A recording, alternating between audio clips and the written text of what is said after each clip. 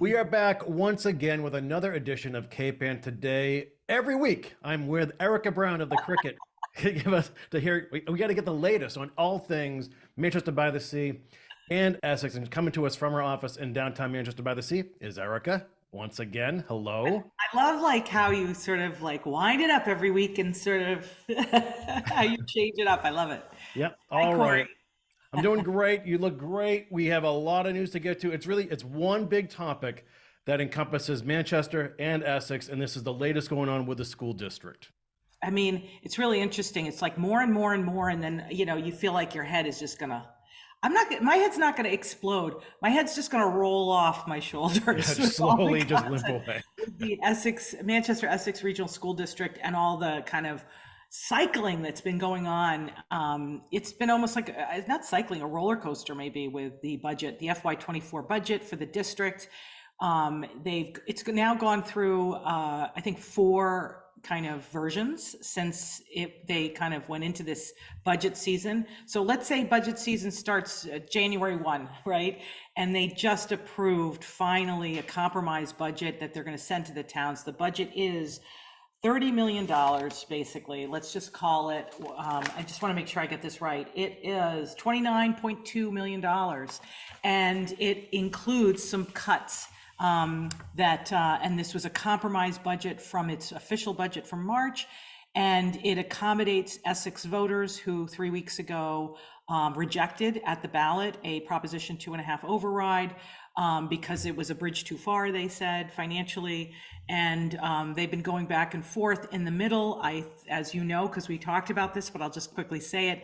They immediately, and by they, I mean the district, came back with a budget that exactly aligned with what Essex asked for, right? They basically said, okay, this is what you want. Here it is. And it included teacher layoffs. I mean, it was just, cuts to programs, elimination of the French program, which is a very popular and I would say differentiating program that makes this district one of the best in the state. So, I mean, and that's what we're talking about. We're talking about an excellent school district. And so that has animated parents and teachers and kids. And so we're going to call that the May 16th version, which was the nuclear option, had all the layoffs, and it produced hundreds and hundreds and hundreds of people, like 300 people in person, kids with signs saying, please don't take away my program. I mean, they trotted out everybody. The teachers were like, don't do this to me. It was just very, very disruptive. And then hundreds more were online. So, I mean, and, 250 plus, emails. We had a letter this week that was presented by Lindsay Banks, who is, a parent from Manchester, but she's more than that. She's the head of sort of this unofficial, inclusion and diversity initiative, and she's very active with the school. She produced a letter that was signed by more than 600 people on Tuesday night. I mean, in support of not the compromise budget, not the nuclear option, certainly, but the original budget, the budget that Essex voted down. So it's been all over the place. We now have a compromise budget. That budget, what it does is this. It cools the waters, which we kind of talked about last week. No layoffs. What it does is it cuts future planned adding of teachers that were going to replace retiring teachers. So there's that. It reduced the COLA, the cost of living, sort of increase by 1%, but they increased it for the non-union workers. So, you know what I mean? It creates sort of an us and them situation at work, I think. It would for me if I were leading this organization, and that's like trouble. It eliminates the late bus that they wanted to reinstall that services disproportionately Essex. I mean, it's just not, it's not great, but it's a good place where in the end, and this was a narrow vote, by the way, it was like 4-3, but basically everyone has grudgingly said something that I personally have heard for 4 years, every year, which is let's just use reserves to bridge the gap and then we'll fix it next year. Okay, well, I've heard that a lot, but there's really this idea that this year they mean business. And there were some really interesting things. I attended all the meetings. Like I attended the Board of Selectmen meeting over in Essex the day before the vote, where they essentially ceremoniously blessed, they voted to approve the compromise budget. They basically said, we're okay with this. And that was with the FinCom too.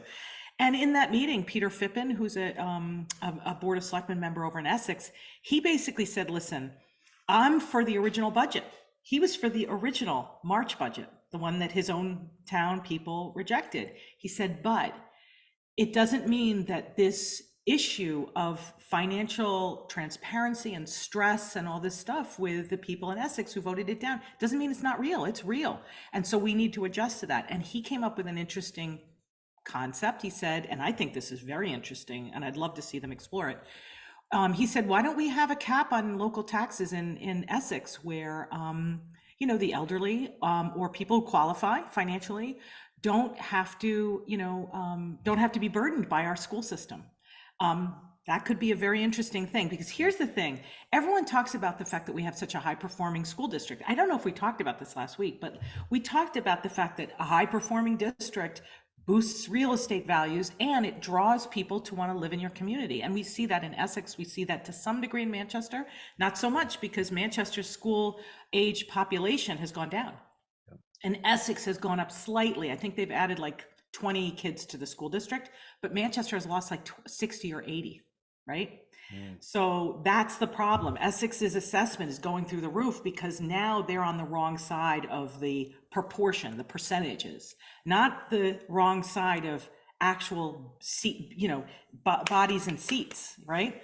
So in any case, it'll be interesting to see how it works out. And if Peter Phippen's idea, which really would be about protecting people who aren't going to be selling their houses, and they don't want to sell their house and they don't want to leave the community, because if you sell your house, what do you buy next, right? So there is a very real kind of situation going on. We will see what happens. So Did I babble too much? Was that too much? No. I mean, look, this has been going on. It's clear. It's a huge issue. That's a really interesting way that what Phippen's proposing there is very interesting to see how that'll be considered. So what's next? Are there special town meetings planned? Yeah, well, it was kind of an interesting exercise, you know, maybe 60 days ago or 40 days ago, when everyone was saying, you know, we've never been through this before, but here's what could happen. And they were talking about a super town meeting. Have you ever heard of that term? Which was, it would be a town meeting that would be simultaneously both an Manchester and Essex town meeting. That's actually, you want to talk about the nuclear option. That's really the nuclear option. That would only happen if it was rejected by one and supported by another. If they took the considered budget back and it still didn't make it through Essex, then they'd have to, these are all dominoes that fall that are kind of if-then scenarios. Erika, that's how they do like World Cup soccer. If you're in your semifinals, you're in your final four, they'll play the two matches simultaneously, so one doesn't know the other result beforehand, and it won't alter the way they play. Yeah. That's okay. Well, if that ever happens, that's how we're going to cover this. There'll be a lot of earpieces at those meetings. I'm going to be at the other.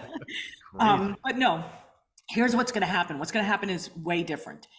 It was also here. There's the legal thing of what has to happen, and then what's going to happen, right?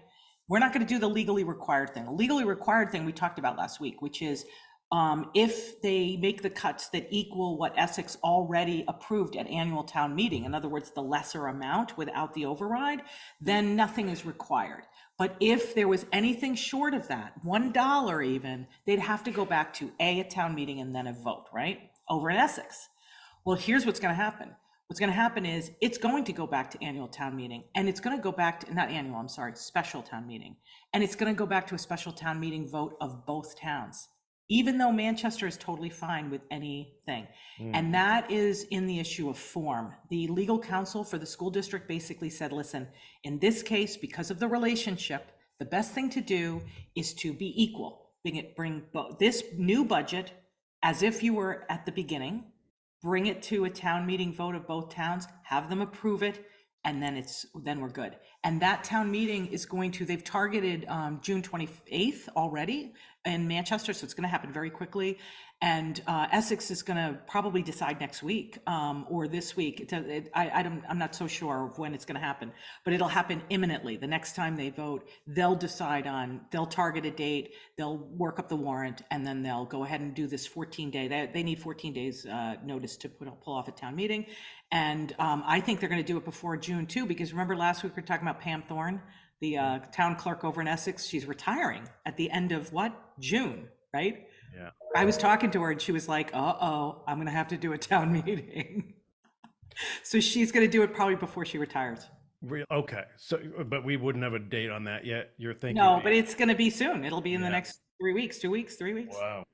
All right. How cool are small town New England politics? Well, I've got a game. I should like bring it out for you. It's called Town Meeting, New England Town Meeting. Yeah. It's like an old board game.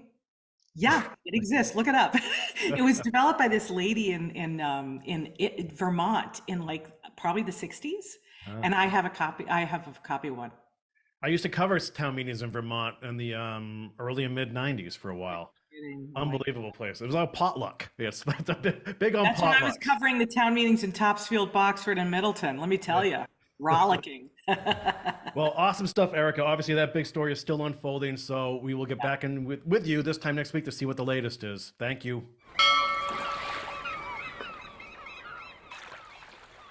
Interested in a sponsorship? Email sponsor@1623studios.org to learn more.